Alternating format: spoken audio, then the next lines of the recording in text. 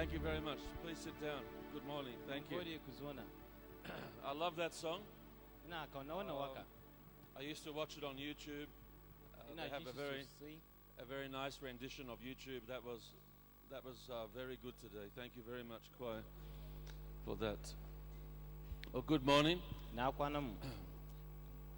Welcome today to our service.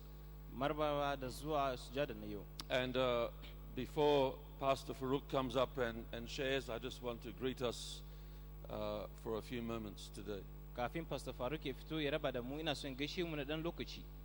We have a lot of generals in this ministry. And we're very thankful for the people that we have in our family and the people we work with here.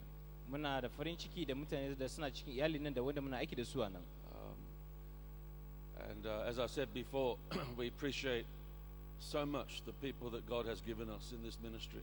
And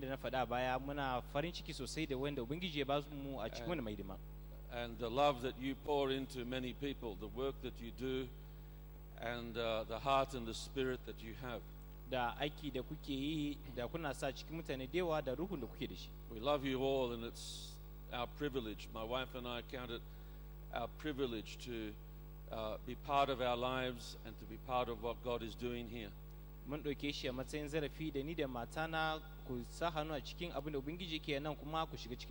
to be living here in this community. We want to also thank the students that have been working with us and the disciples on the building projects here. During the last couple of weeks. And we thank God we've been able to make some progress on the hostel here, the hostel and office and staff apartment. And we should be roofing that this week. Amen. And also the hostel here, the hostel next to the discipleship center. We also hope to be roofing that this week as well. And then behind with the container, we hope to be roofing that as well to make that into office space this week also. So we're thankful to the Lord for what He is enabling us to do. We also want to be working on the discipleship center. You know the discipleship center here. That's only one part of the building. But we want to now continue to work on the rest of the building so that we can complete the other 2/3 of that building. And we believe if we can do that, that will really bring a blessing to this site in what CFI is able to do in this site. So we're working on we've started work on the discipleship center as well. And we thank you for praying with us. And again, we thank you for all the help that you have been putting in. Because you helping us is enabling us to do more work. Because we've been employing less people. Enables us to accomplish much more. And I know that we are happy because this is the time, and I know some of the students are saying, I'm happy that God is using us to accomplish this in the history of CFM. So God bless you for being the set of students that are doing this at this time. We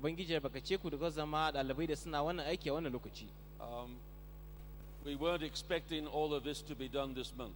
But we're thankful to the Lord for how He is leading us.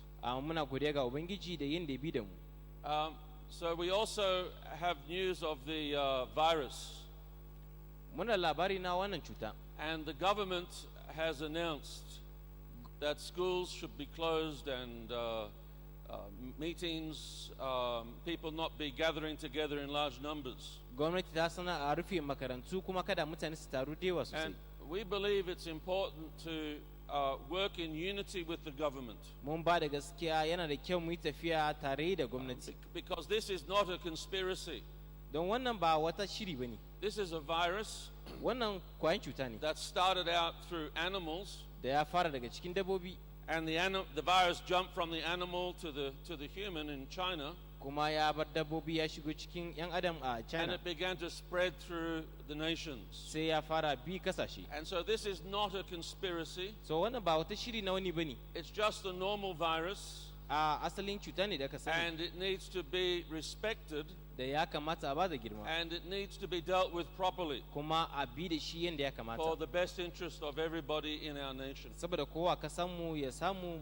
And so we believe that the measures that the government are taking mun ba da gaskiya ita hanya da gwamnati ta dauka are good measures. Hanya masu kyau ne. And the government are not doing this for any other reason. Gwamnati kuma bata haka da wata manufa daban ba. Except for the welfare of this nation. Amma saboda zaman lafiya na wannan kasa. And we also believe in the welfare of this nation. Kuma mu ma mun yarda da zaman lafiya na wannan kasa. In fact, as believers, as Christians, a matsayin ma na masu bi, we should be the first people mu ne ya kamata mu zama mutane na farko to believe in the welfare of this nation. Mu zama a cikin ban gaskiya na zaman lafiya na wannan kasa. And to take steps mu kuma kula mu ɗauki mataki that will limit the suffering that comes to other people. Da zai rage ita wahala da take zuwa ga wasu mutane. And this is the time for the church to shine.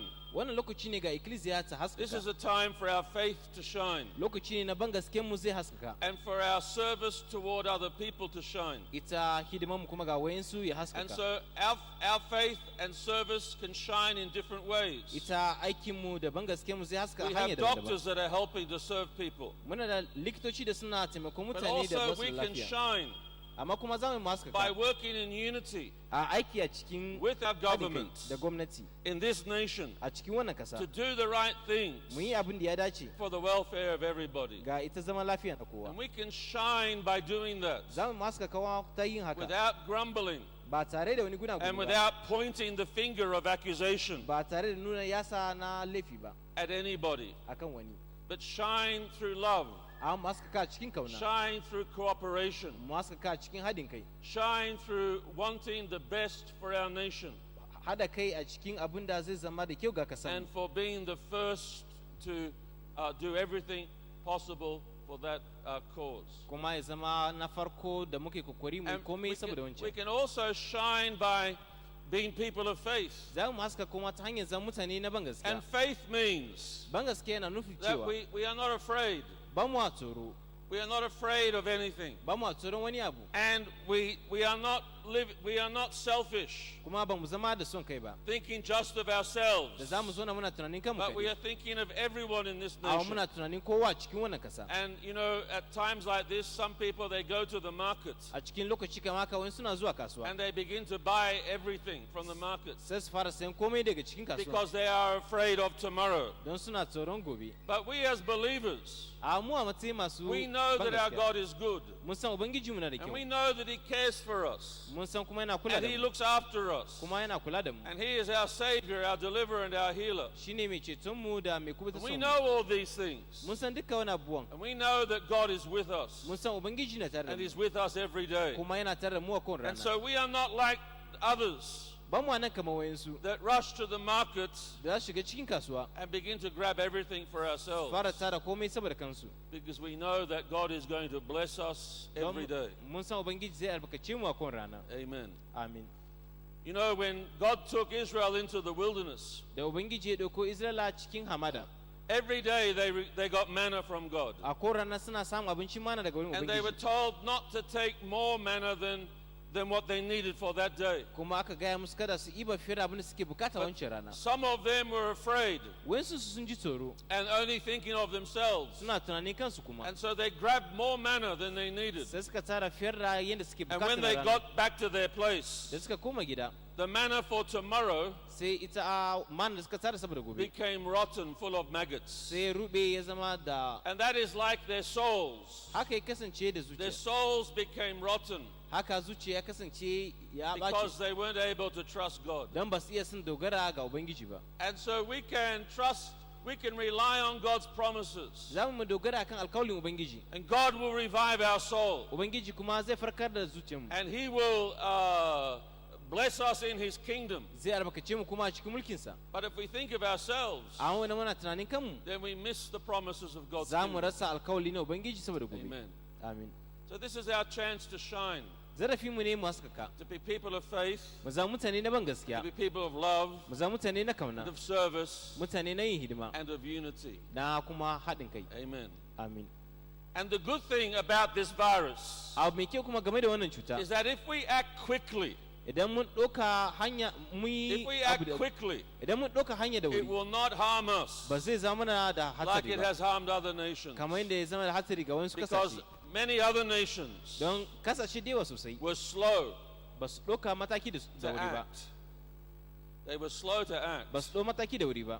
And so if we act quickly, An mun ɗauki mataki da wuri, we can be through this quickly. za mu gama da shi da wuri. Amen. Amin. And it will be not a big thing Ba zai zama wani babban abu like ba, it has been in other nations. kamar yadda ya zama da sauran kasashe. So we are not doing anything by fear. Ba mu yin wani abu ta hanyar tsoro. We are children of God. Mu ‘ya'ya ne na We are Ubangiji, people of faith. ‘ya'ya ne na ban gaskiya, But we are doing things that are right.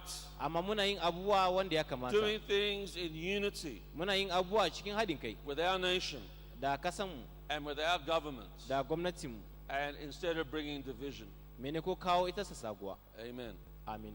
So that's the kind of people that God wants us to be. Wannan shine irin mutanen da Ubangiji yake so mu zama. The Bible says, I think it's in, is it Philippians? Ina tunanin littafi ya ce a That we are to Filipiyawa do all things ya kamata mu yi komai without murmuring ba tare da and gunaguni ba, without grumbling, ba tare da gunaguni so ba, that we might be the children of God, saboda mu zama ‘ya'ya na Ubangiji, shining in our world. haskaka a cikin duniyarmu. Amen. Amin. People of unity Mutane na haɗin kai, and people who care about our nation. mutane kuma da suke kula da kasanmu.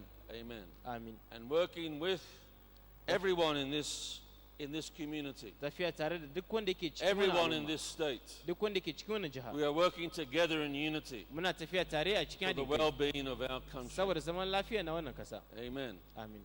In Jesus' name. Cikin sunan Yesu. So that's a good thing for us Wannan abu mai kyau ne a gare mu, to be doing. wanda ya And kamata you mu. know, sometimes people are afraid.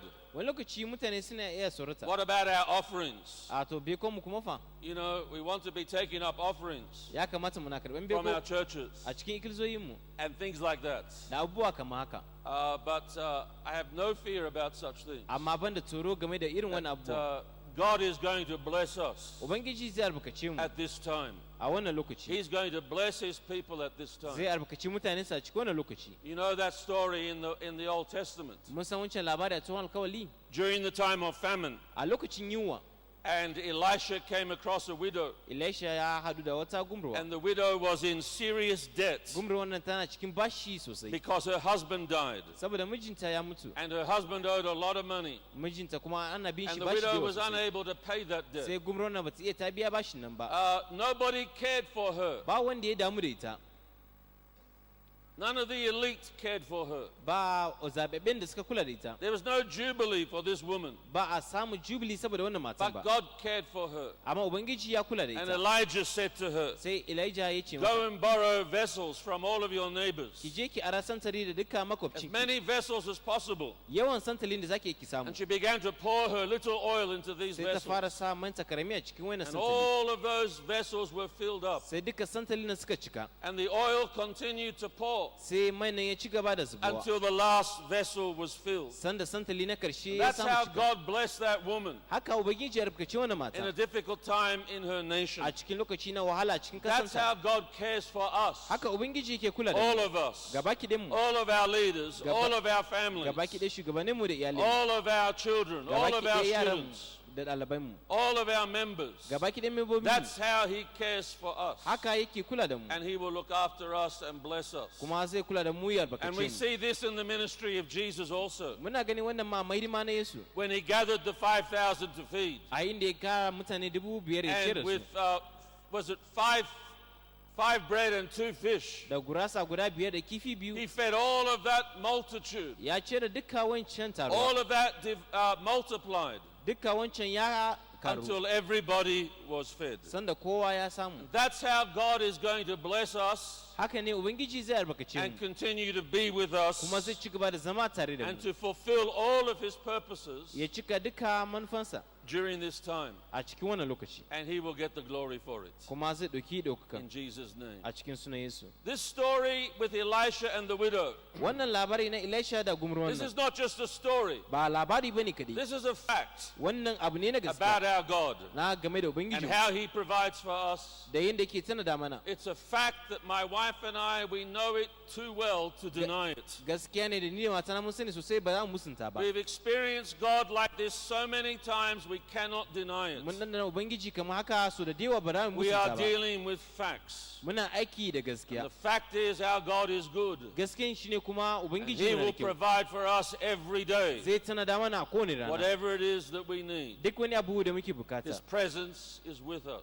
Kasancewarsa na tare da And mu. we are going to come through this with much blessings, Za mu biya cikin wannan kuma da albarka da yawa sosai. more than before. Fiye da da sosai. Amen. Amin. The Bible says that all things work together for the good Littafi ya ce komai zai tafiya for saboda those who alheri love God na wanda suna kaunan and are ubangiji called according to his purpose. kuma an kiraye su saboda So I manufarsa. believe 100% Na yi ba da gaske 100 bisa that 100 everything da is komai working together for my good. zai tafiya saboda alheri na. And I don't have to be belligerent Ba sai na zama da tsoro ba about any matter. game da wani damuwa.